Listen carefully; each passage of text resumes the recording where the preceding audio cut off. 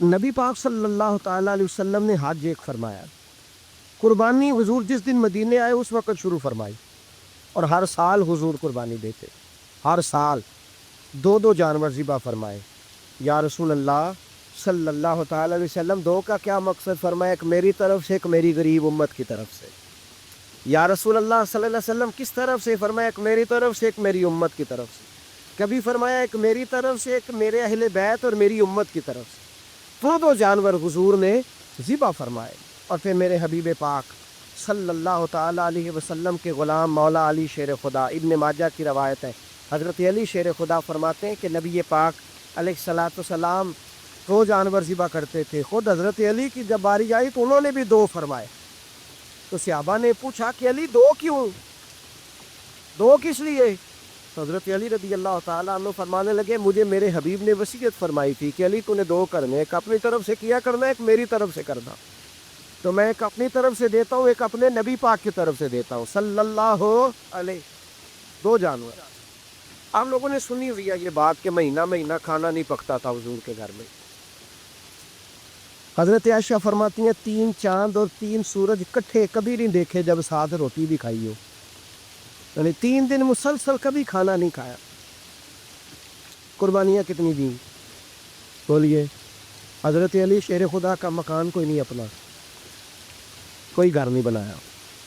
مولا کائنات شیر خدا، میں نے یہ بات پھر دہرا رہا ہوں، پہلے بھی میں نے عرض کی تھی، پکا کرنے کے لیے دہرا رہا ہوں۔ حضرت علی کا کوئی کاروبار نہیں بظاہر۔ بی بی صاحبہ فرماتی ہیں کہ کئی ہفتے صرف سرکہ اور کھجوریں۔ قربانیاں کتنی؟ اسی سارے صاحب لان ٹورے ہیں کہ ساڑھے تے لگ دی ہے کہ نہیں، پکا۔ اور پھر جب بات ہوتی ہے دینے کی تو ماحول اور ہوتا ہے، جب لینے کی باری ہوتی ہے تو ماحول اور ہوتا ہے۔ قربانی واجب ہے اس شخص پر جس کے پاس 52.5 تولے چاندی یا 7.5 تولے، لیکن میں 7.5 تولے والا فتویٰ نہیں دیتا، میں 52.5 تولے چاندی والا فتویٰ دیتا ہوں، اس لیے کہ 52.5 تولے چاندی تو شاید تولہ یا 1.5 تولہ سونے کے برابر ہی ہو جائے، ٹھیک ہے نا جی؟ تو 7.5 تولے سونا 50-60 ہزار روپیہ جس آدمی کے اکاؤنٹ میں موجود ہے وہ قربانی کرے۔ بلکہ امام شافعی رحمۃ اللہ علیہ فرمایا کرتے تھے جس نے 3 کمروں کو تالا لگایا ہوا ہے وہ 3 کمرے فارغ ہیں، اس کے کسی کام کے نہیں، ان کی قیمت کا حساب لگائے، اور چھت پہ سٹور بنا دیا ہے، کوئی مطلب نہیں اس کا، اور جو ویسے رکھی ہوئی ہے کوئی معنی ہی نہیں کمرے، فرماتے تھے حساب لگائے، قربانی کرے۔ رب کریم کی بارگاہ میں دینے کا جب معاملہ آیا تو گول کر دیا کام۔ میرے رسول کائنات سرور عالم صلی اللہ علیہ وسلم کا جب اپنے لیے چیزیں استعمال کرنے کا ماحول ہے تو محبوب پاک علیہ الصلوۃ والسلام نے مہینہ مہینہ روٹی نہیں پکائی۔ یہاں جو آدمی ہر جمعرات کو 4 کلو بکرے کا گوشت پکاتا ہے اور ہر تیسرے دن مرغی کا گوشت لاتا ہے، وہ قربانی کی باری آتی ہے تو کہتا ہے میرے پہ لگتی نہیں۔ وہ ٹھیک ہے ابا جی لے آئے، ابا جی کی طرف سے قربانی ہے، اس دفعہ ابا جی کی، اگلی دفعہ اماں جی کی، اس سے اگلی دفعہ دادی جی کی۔ او خدا کے بندو، جس آدمی کے پاس پیسے ہیں پہلے اپنی قربانی واجب ہے۔ میری بات کی سمجھ آ رہی ہے عزیزوں کو؟ جو آدمی صاحب استطاعت ہے پہلے کس کی قربانی کرے گا؟ وہ کمائی کرتا ہے، اس کے اپنے اکاؤنٹ میں تنخواہ آتی ہے، ابا جی کے اکاؤنٹ میں نہیں آتی۔ اس نے اپنا بینک بیلنس چوری بھی رکھا ہوا ابا جی سے۔ پہلے اپنی قربانی کرے، اگر اس کو شوق ہے، دل کرتا ہے تو ایک اور خریدے، پھر ابا جی کی طرف سے کرے۔ اگر اللہ نے توفیق دیا تو ایک اور خریدے، اماں جی کی طرف سے کرے، اور اگر اس کے دل کو اللہ ٹھنڈک عطا کرے، سکون کرے، تو پھر اپنے رسول کی طرف سے بھی قربانی دے، پھر اپنے محبوب کی جانب سے بھی قربانی کرے۔ نبی پاک صلی اللہ تعالیٰ علیہ وسلم نے ہر سال 2 قربانیاں دی، 10 سال، کل کتنی ہوگی 10 سالوں میں؟ بولیے۔ اور جب حضور حج کرنے گئے نبی پاک نے 63 اونٹ ذبح فرمائے۔ ایک اونٹ میں کتنی قربانیاں ہوتی ہیں؟ 63 اونٹ حضور نے ذبح فرمائے۔ اور حدیث بڑی مزیدار ہے، حضرت ابو ہریرہ رضی اللہ تعالیٰ عنہ فرماتے ہیں کہ جب اونٹ ذبح کرنے کی باری آئی تو ہم سوچ رہے تھے، پریشان تھے کہ یہ تو بڑا مشکل ہے ذبح کرنا، بڑا مشکل ہے، اس کو تو نہر کرنا پڑتا ہے، گرانا پڑتا ہے، باندھنا پڑتا ہے، سب سے مشکل کام اونٹ ذبح کرنا ہے۔ تو نبی پاک صلی اللہ علیہ وسلم کی تو عادت کریمہ ہے، اپنے ہاتھ سے ذبح کرتے حضور۔ وہ ہمارا اللہ خیر کرے، اب اللہ ہی حافظ ہے، ذبح کرنا تو دور کی بات ہے، ہمارا جو بی اے پاس لڑکا ہے نا اس کو ڈر آتا ہے جانور کے پاس کھڑے ہوتے ہی، کہتے ہیں بچوں کو اندر لے جاؤ، 10 سال کا 12 سال کا اندر لے جاؤ، ذبح کرنا، روئے گا۔ اب بس کرو یار، یہ کس قوم سے تمہارا تعلق پڑ گیا ہے؟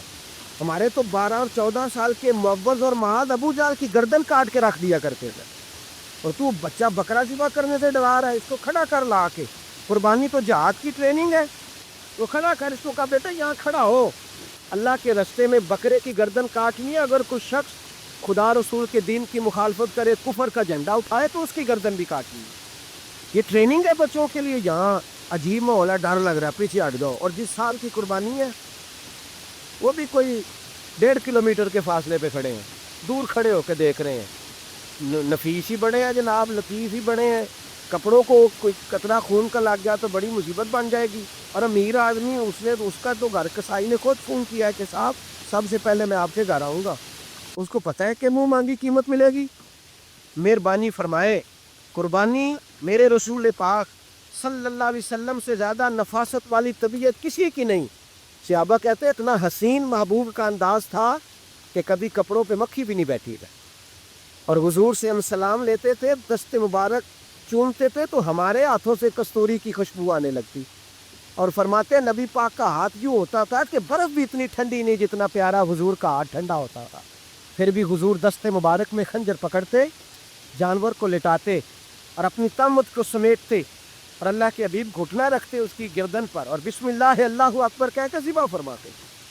حضور خود دست مبارک سے، تو اتنا زیادہ نازک مزاج ہو گیا ہے کہ اب یہ والی سنت ادا کرنا مشکل ہو گیا تیرے لیے۔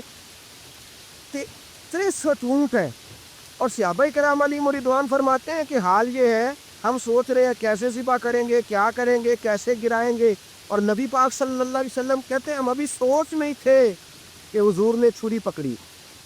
خنجر جب حضور نے اٹھایا تو فرماتے ہیں اونٹ دوڑتا ہوا آیا اور نبی پاک کے سامنے آ کے لیٹ گیا۔ فرماتے ہیں اللہ کے رسول نے بسم اللہ اللہ اکبر کہہ کے ذبح کیا، اس نے ٹانگ بھی کوئی نہیں ہلائی، پیر بھی کوئی نہیں ہلایا۔ وہ کسی شاعر نے بڑی عجیب بات کہی تھی، اس نے کہا پسی جو دام میں بلبل تو لگی یوں کہنے، کرے گا قتل کیا تو نے جب اسیر مجھے، کباب شمع کے شعلے پہ کیجیو صیاد، شکل گل نظر آئے دم اخیر مجھے۔ وہ کہتے ہیں بلبل وہ شکاری، صیاد شکاری نے پکڑ لیا بلبل کو، تو صیاد سے بلبل کہنے لگی تو نے پکڑا ہے تو قتل تو کرے گا ہی نا، کھائے گا تو صحیح، ایک میری منت ہے۔ شکاری کہنے لگا وہ کیا؟ تو بلبل کہنے لگی جب تو مجھے ذبح کرے نا اور پکائے تو مجھے پھول سے بڑی محبت ہے، اس طرح کرنا، کوئلے اتنے زیادہ دہکانا، اس قدر زیادہ آگ جلانا کہ ان کی شکل گلاب کے پھول کی طرح سرخ ہو جائے، تو جب تو مجھے ان پر جلائے گا تو مجھے تکلیف نہیں ہوگی، اس لیے کہ محبوب کا چہرہ جو سامنے آ جائے گا، مجھے تکلیف نہیں ہوگی۔ پھنسی جو دام میں بلبل تو لگی یوں کہنے، کرے گا قتل کیا تو نے جب اسیر مجھے، کباب شمع کے شعلے پہ کیجیو صیاد، اور شکل گل نظر آئے دم اخیر مجھے۔ اعلیٰ حضرت بریلوی علیہ رحمہ فرمایا کرتے تھے، فرماتے تھے بڑی تکلیف ہوگی جب جان نکلے گی۔ روایتوں میں آتا ہے جس طرح باریک دوپٹہ چھاڑیوں پہ ڈالا جائے، کھینچا جائے تو پھٹ جاتا ہے، یوں تکلیف ہوگی۔ اور فرمانے لگے رسول اللہ کے غلام کو کوئی تکلیف نہیں ہوگی۔ حضور کیوں؟ فرمایا اس لیے کہ جب جان نکلنے لگے گی تو سامنے جلوہ بدوحاد آ جائے گا، حضور کے جلوے ہوتے رہیں گے تو پتہ ہی نہیں چلے گا جان کیسے نکل گئی۔ ہنسی جو دام میں بلبل، تو صحابہ فرماتے ہیں کہ اونٹ دوڑتا ہوا آیا، حضور کے سامنے آ کے لیٹا، نبی پاک نے ذبح فرمایا، اور فرماتے حد ہو گئی۔ حضور نے توجہ فرمائی تو دوسرا دوڑتا ہوا آ گیا، تیسرا آ گیا۔ حضرت ابو ہریرہ فرمایا کرتے اونٹ ایک دوسرے کو دھکے دیتے تھے، پیچھے ہٹ جا، پہلے میں نے جانا ہے۔ 63 اونٹ وادی منا میں حج کے موقع پر میرے رسول پاک نے دست مبارک سے ذبح فرمائے۔ ہر قربانی حضور نے اپنے ہاتھوں سے فرمائی۔ قربانی واجبات دین میں سے، ضروریات دین میں سے ہے، اور کوئی اتنا لمبا چوڑا مسئلہ نہیں، بہت ساری چیزوں کو خود بخود مشکل کر لیتے۔ ٹی وی پہ خبر آتی ہے فیصل آباد کے 2 بیل ہیں، بولو اور ڈولو، پتہ نہیں کتنے من ان کا وزن ہے۔ ان سے پوچھا جا رہا ہے کہ بولو ڈولو کھاتے کیا ہے؟ تو کہتے ہیں بادام کھاتے ہیں، مکھن کھاتے ہیں۔ یہ جناب پتہ نہیں ان کو دودھ کتنے کلو روز پیتے ہیں، اور بولو ڈولو بیچارے سے خود نہیں چلا جا رہا، لگ ایسے رہ جیسے وہ خود کہہ رہے ہیں مہربانی کرو ہمیں ذبح کر لو، اب تو اٹھا بیٹھا بھی نہیں جا رہا۔ او خدا کے بندو، دین کی اصل حقیقت کو سمجھو۔ یہ تو حضور نے فرمایا خوبصورت جانور لاؤ، یہ کس حدیث میں آیا ہے کہ اسے بادام کھلاؤ؟ آج لوگ انسانوں کو روٹی نہیں مل رہی اور جانوروں کو بادام کھلا رہے ہو۔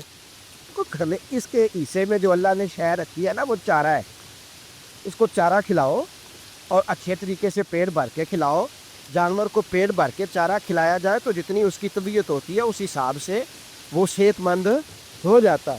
باقی یہ تو آپ کسی شخص کو اتنا کھلا دیں کہ اس کا پیٹ اتنا بڑا ہو جائے، پھول جائے، تو وہ بیچارہ تکلیف میں آئے گا کہ نہیں آئے گا؟ یہ کس قسم کا ماحول ہے؟ ایک بکرا بکا لاہور میں اور سیٹھوں نے شرطیں لگائی ہوئی ہیں، میں 5 لاکھ کا لایا ہوں تو میں 9 لاکھ کا۔ یہ کیا چکر ہو؟ اور اتنا کھلایا جی اس کو فلاں چیز، یہ کس نے کہا ہے کھلانے؟ بادام کھانا کس حدیث میں آیا؟ کس صحابی نے اپنے بکرے کو بادام کھلائے؟ کس نے مکھن کھلایا ہے؟ کس نے پیڑے کھلائے ہیں؟ بس کرو، عجیب تماشا لگ گیا ہے۔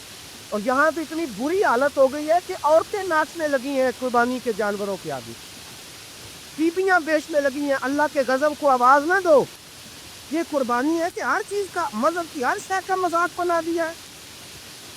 جس دین نے عورت کی اپنی قربانی بھی ہو تو اس کو ذبح کرنے کی اجازت نہیں دی، مرد ذبح کرے گا۔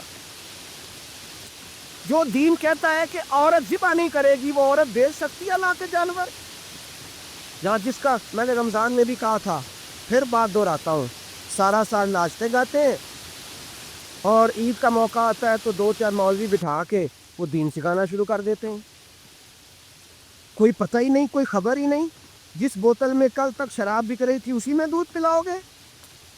جس برتن میں کل تک پیشاب تھا اس میں آج لوگوں کو شہد پلاؤ گے؟ بس کرو، یہ مذاق نہیں، یہ رسول اللہ کا دین ہے۔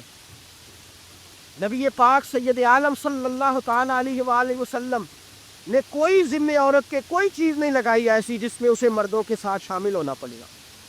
اور عورت سمجھ ہی نہیں رہی کہ یہ اس کی تذلیل ہے، عزت نہیں۔ صابن بک رہا ہے تو ساتھ بی بی کھڑی ہے، شیمپو بک رہا ہے تو عورت اس کی جو ہے وہ ایڈ دے رہی ہے۔ یہ عزت ہے عورت کی؟ رسوا کر دیا تم نے ہر شے میں عورت۔ اب قربانی کا جانور بھی بی بی بیچے گی؟ غیرت کہاں گئی اس قوم کی؟ میرے رسول پاک سرور دو عالم صلی اللہ تعالی علیہ وسلم کو کسی نے آ کے کہا فلاں قبیلے کے لوگوں نے عورت کو سربراہ بنایا ہے، عورت کو آگے لگا لیا ہے، فرمایا تباہ ہو گئے وہ لوگ، انہوں نے عورتوں کو اپنے آگے پیشوا بنا لیا۔ جس رب نے عورت کو نبوت نہیں دی، امامت کرنے کا حق نہیں دیا، اس چکر میں لوگ پڑ گئے۔ 5 لاکھ کا جانور کس لیے لائے ہو؟ 5 لاکھ کا تفاخر کے لیے، دکھانے کے لیے؟ تو اگر 50,000 کا 60,000 کا بھی جانور لاتا تو اچھا آ جاتا، اور 50,000 کا جانور لائے تو 5 لاکھ میں کتنے آتے ہیں بولے؟ تو 10 جانور ذبح ہوں گے تو کتنے غریبوں تک گوشت جائے گا، کتنے گھروں کا بھلا ہوگا؟ ہر چیز کا چکر الٹا کر دیا گیا ہے۔ اور یہ صرف حج کے لیے ہوتی تو میرے رسول پاک ہر سال قربانی نہ کرتے، اور میرے نبی پاک قربانی دینے کا حکم۔ ایک اور بات بڑی لوگ پوچھنے لگے، کہتے جی گائے کی ہوتی ہے، بھینس کی بھی ہوتی ہے کہ نہیں؟ چلو جی، اب نئی بات نکل آئی۔ حدیث پاک میں لفظ آیا اونٹ کا، نبی پاک نے فرمایا بکرا 1 سال کا، گائے 2 سال کی، اونٹ 5 سال کا۔ حدیث میں لفظ آ گیا اونٹ کا۔ اب کو بندہ کہے پہلے بتائیں نارکا کے مادہ کا، تو میں کدھر سے آپ کو حدیث نکال کے دوں جس میں نر بھی اور مادہ علیحدہ علیحدہ ہو؟ حدیث پاک میں ذکر آ گیا دمبے کا، مینڈے کا۔ اب باقی جو سارے جاگ رہے ہیں نا، اب غور فرمائیں، باقی ایک بکرا ہے، ایک چترا ہے، ایک دمبا ہے، ایک دیسی بکرا ہے، ایک پہاڑی بکرا ہے، تو علیحدہ علیحدہ لفظ کہاں سے نکال کے دیے گئے؟ یہ ساری انواع ہیں، اقسام ہیں، نوع ہیں۔ اسی طرح بھینس بھی گائے کی ایک قسم ہے۔ امام اعظم ابو حنیفہ فرماتے ہیں النوع منہ، یہ اس کی ایک قسم ہے، نوع میں سے ہے، گائے کی نوع میں سے۔ آپ عام لفظ بولتے ہیں تو کہتے ہیں بکرا چترا گائے بھینس، عام لفظ ہے نا۔ تو جب گائے کہہ دیا تو آپ کو بندہ کہے گائے آیا ہے تو پہلے بتائیں گائے تو ہے تو اس میں بیل شامل ہے کہ نہیں؟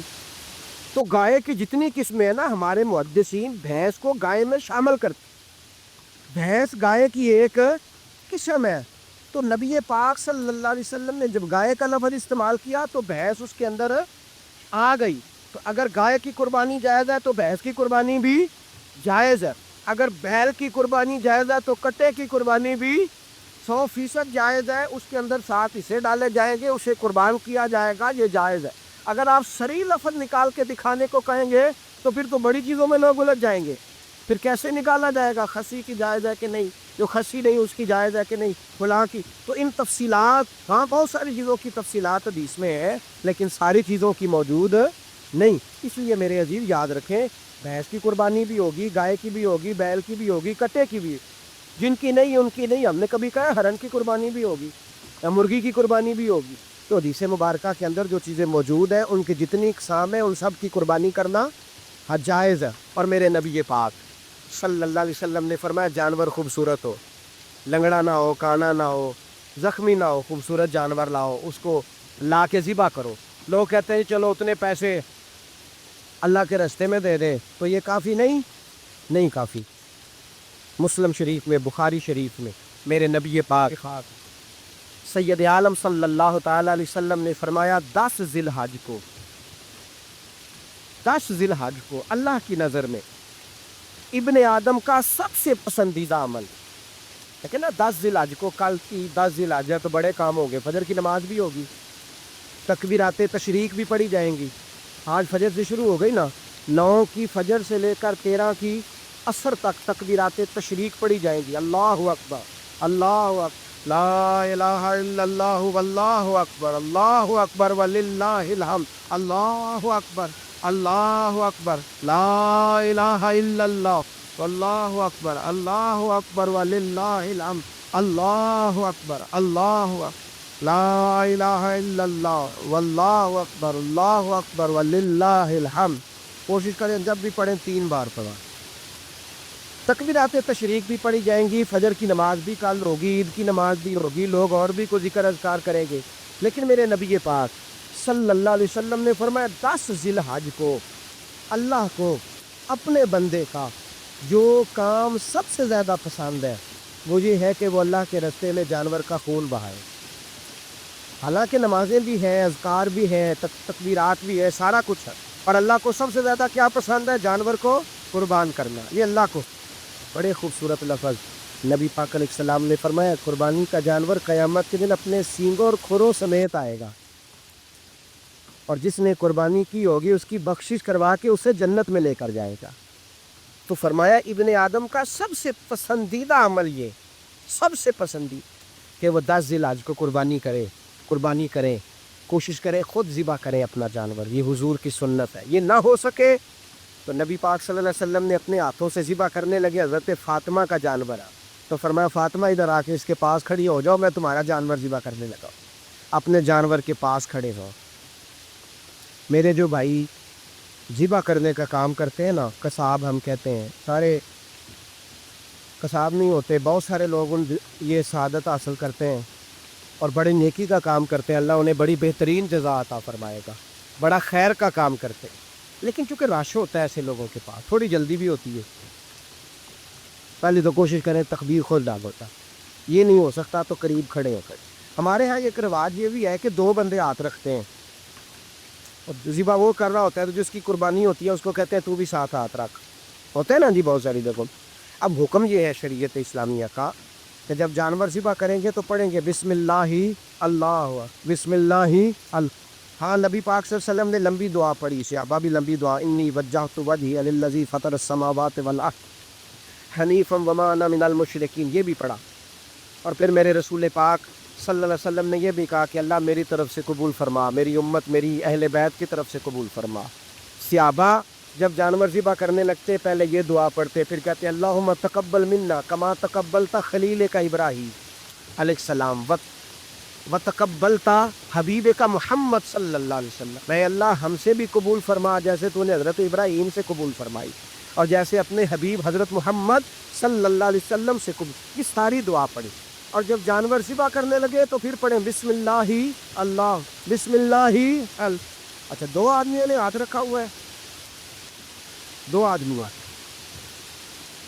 اب اگر ایک نے بھی نہ پڑھی بسم اللہ اللہ اکبر تو جانور حلال نہیں ہوگا، دونوں کو پڑھنا پڑے گا، یہ مسئلہ یاد رکھ۔ ایک اور بات بھی بتا لی آپ، وہ بھی آپ نے یاد رکھنی۔ قربانی کے بڑے جانور میں کتنے حصے ہوتے ہیں؟ 7۔ اب 7 حصوں میں 7 کی نیت قربانی کی ہونی چاہیے، 7۔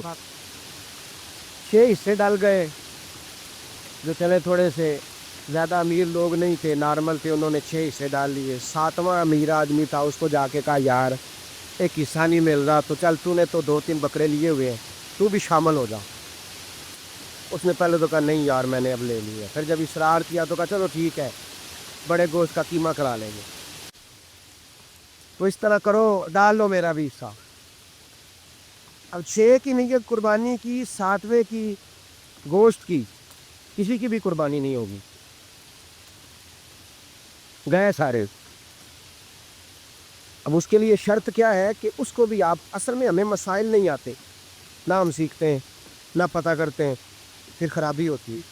اب اس سے کہیں کہ یار قربانی سے پہلے اپنی نیت کا اعادہ کر، اپنی نیت کا اعادہ کر، بتا کہ تیری نیت کیا ہے، اور اگر غلط ہے تو صحیح کر لے، تاکہ سب کی قربانی تو بتا۔ یہ جو تو رکھ رہا ہے قربانی، تو کس کی قربانی کر رہا ہے؟ دادا جی کے نام کی، ابا جی کے نام کی، اپنے پیر کے نام کی، استاد کے نام کی، یا رسول پاک صلی اللہ علیہ وسلم کے نام، نبی پاک کے نام؟ اس سے پوچھیں، اور جو وہ نیت بتائے اس نیت کی دعا ہوگی، اس کی طرف سے کہا جائے گا اے اللہ اس کی طرف سے اسے قبول۔ میری بات کی سمجھ آ رہی ہے میرے عزیزوں کو؟ اور اس ارادے کے ساتھ قربانی، اگر ایک کی بھی نیت خراب ہو گئی تو مسئلہ بگڑ گیا۔ اس لیے ان مسائل کو، اور نبی پاک کے نام کی جو قربانی ہوگی، سبحان اللہ، میں کرامات کا زیادہ قائل نہیں، ہم کرامات کے نہیں کیفیات کے قائل ہیں، کیفیات کے، اور دین ویسے بھی لفظوں کا نام نہیں کیفیت کا نام ہے۔ میرے اسا فرمایا کرتے تھے ہم کرامت سے زیادہ کیفیت کے قائل ہیں۔ اگر مرید ساری زندگی کرامتیں سناتا رہے اور کبھی اسے مدینے جانے کا شوق ہی پیدا نہ ہو، کبھی نبی پاک کے نام پہ آنسو نہ آئے، تو پھر کرامت کا فائدہ نہیں، کیفیت تو ملی نہیں اسے۔ ہم کیفیت، اسی طرح ہم نظرانے کے نہیں نظر آنے کے قائل ہیں۔ تو بھائی یہ یاد رکھ لیں، کیفیت کا نام دین ہے۔ نبی کریم علیہ الصلوۃ والسلام بائی دبے ایک قضائے حاجت کے لیے ایک باغ میں تشریف لے، حضور باغ کے اندر داخل ہوئے ہی تھے، اونٹ بندھا ہوا تھا، تو حضرت ابو درداء رضی اللہ تعالیٰ عنہ کہتے ہیں وہ اونٹ نے حضور کی طرف دیکھا تو اس نے رونا شروع کر دی۔ اصل میں دکھ پوچھنے والا کو ملے تو پھر ہی رونے کا مزہ آتا ہے، ہر جگہ تو دکھ سنایا بھی نہیں جا سکتا۔ ایسا ملے نا جو دکھ پوچھنے والا ہو، تسلی تشفی دینے والا ہو، جس کے کندھے پہ سر رکھ کے بندہ دیر تک روئے۔ اونٹ رونے لگا، حضرت ابو درداء رضی اللہ تعالیٰ عنہ فرماتے ہیں نبی کریم علیہ السلام اس کی طرف بڑھے، حضور نے اس کی پشت پر ہاتھ رکھا تو وہ اور زیادہ رونے لگا۔ پھر میرے محبوب نے اپنے کان مبارک اس کے منہ کے قریب کیے تو اس نے کوئی بات کی، محبوب نے فرمایا بلاؤ نا اس کے مالک کو کہاں ہے۔ وہ جب آیا تو حضور صلی اللہ علیہ وسلم نے فرمایا کہ تم اسے اس کی ضرورت سے زیادہ اس پر وزن رکھتے ہو، اسے اذیت دیتے ہو، تکلیف پہنچاتے ہو۔ پھر حضور علیہ السلام نے فرمایا اسے کھانا اور پانی وقت پر نہیں دیتے، دھوپ چھاؤں کا خیال نہیں رکھتے۔ اور آخری لفظ حدیث کے محبوب فرمانے لگے تم اس کے بارے میں اپنے رب سے نہیں ڈرتے، اس کے حقوق کے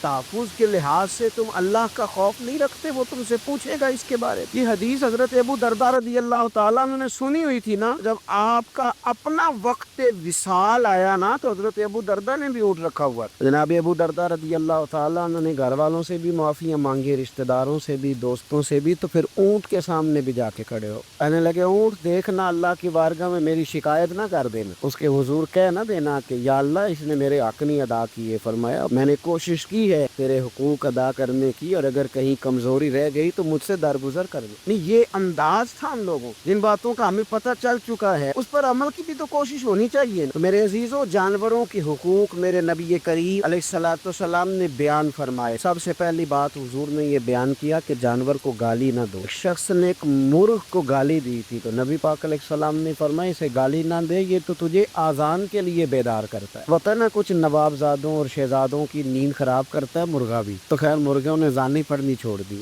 تکلیف کی بات ہے، خوشی کی بات نہیں، درد کی بات، یہ اذیت کی بات. یعنی وہ وطن بھی کو وطن ہے جس میں اذان کی آواز ہی نہ آئے، وہ دیس بھی کو دیس ہے. ہم جا کے اب بسنے لگے ہیں ٹاؤنوں کے اندر، سوسائٹیوں کے اندر، جہاں اذان کی آواز ہی نہیں آتی. کچھ جگہ ہے جہاں اذان کی آواز ہی نہ آئے. ہمارے ہاں جو غریب لوگ ہوتے ہیں نا، وہ گدا ریڑھی پہ دفعہ سبزی بیچتے ہیں. یہ ہمارے آج کل کنوں اور زیادہ ہے مارکیٹ میں، تو میں دیکھتا ہوں کہ سڑک کے اوپر گدھے کو بھی کھڑا کیا ہوا، اس لیے کہ اب وہ اسی کے اوپر سارا دن رکھیں گے اس کو، اور شام تک جب تک بکے گا نہیں اس بیچارے کی خلاصی نہیں ہوگی. نبی پاک صلی اللہ علیہ وسلم نے فرمایا کہ جانور کو سواری بناؤ، کرسی نہ بناؤ. دو صحابہ بیٹھے تھے گھوڑے کے اوپر، ایک ادھر بیٹھا تھا ایک ادھر بیٹھا تھا، دونوں آپس میں باتیں کر رہے تھے. جس طرح ہمارے زمانے میں جو نئی نئی کار خریدتا ہے نا، تو اس کا بھی کوئی واقف مل جائے تو وہ روڈ کے اوپر کھڑے ہو کے بات کرتا ہے، چونکہ روڈ تو اس نے الاٹ کرایا نا اپنے نام. تو میرے جیسا آدمی کئی دفعہ پیچھے ہو بھی نا، تو ایک دن بچہ مجھے کہنے لگا کہ زور سے ذرا ہارن دی، تو میں نے کہا یار اس کے پاس نئی نئی دولت آئی ہے تو مطلب اس کو ہارن نہ دے. پتہ نہیں کہاں سے بولے گا، تو اس کا تو کچھ نہیں بگڑے گا، تو ہمارے لیے مسئلہ بنے گا. یہ عرض نہیں، اب یہ کھڑا ہے تو کھڑا، یہ اس کو لوگ چودراہٹ سمجھتے ہیں. یہ چودراہٹ نہیں ہوتی، اس سے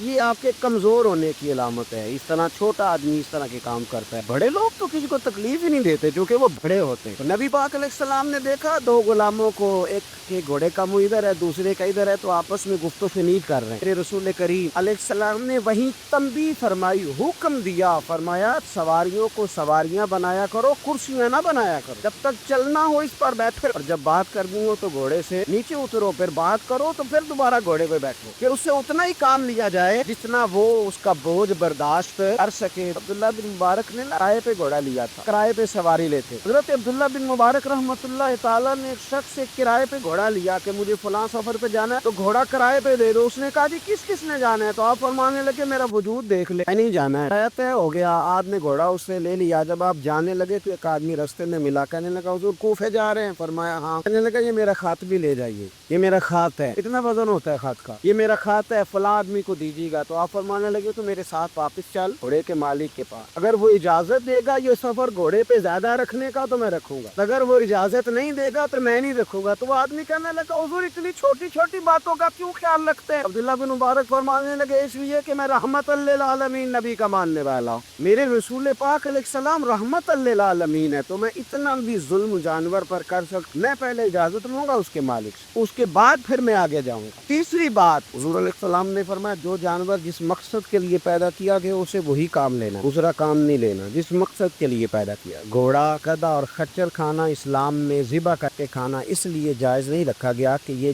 سواری کے جانور ہے. تو جو سواری کے جانور ہوں گے انہیں ذبح کر کے کھایا نہیں جائے گا، اسے سواری کا کام لیا جائے گا. اور جو جانور گوشت والے ہوں گے ان سے گوشت کا کام لیا جائے گا، جو دودھ والے ہوں گے اس سے دودھ کا کام لیا جائے گا. بخاری مسلم میں موجود ہے، نبی پاک علیہ السلام فرماتے ایک شخص نے بیل پر سواری کر لی، اس نے سواری کر لی اور جب وہ تھوڑا سا آگے گیا نا تو بیل اپنا منہ پیچھے کر کے کہنے لگا میں سواری کے لیے نہیں پیدا کیا گیا. اللہ نے اسے زبان عطا فرمائی اور بیل بول پڑا، کہنے لگا مجھے حال کے اندر جوت لے، یہ کام مجھ سے لے لے، لیکن وہ میرے اوپر سواری نہیں کر سکتا. سواری کے لیے اللہ نے گھوڑے پیدا کیے، اونٹ، گدھے اور خچر پیدا کیے ہیں. جو جانور جس مقصد کے لیے ہوگا اسے وہی کام لیا جائے. ایک بات اور کرنے لگا ہوں، ذرا سخت ہے، جانوروں کو لڑانا حرام ہے. حضرت عبداللہ ابن مسعود رضی اللہ تعالیٰ عنہ روایت بیان کرتے ہیں، فرمایا لعنتی ہے وہ شخص جانوروں کو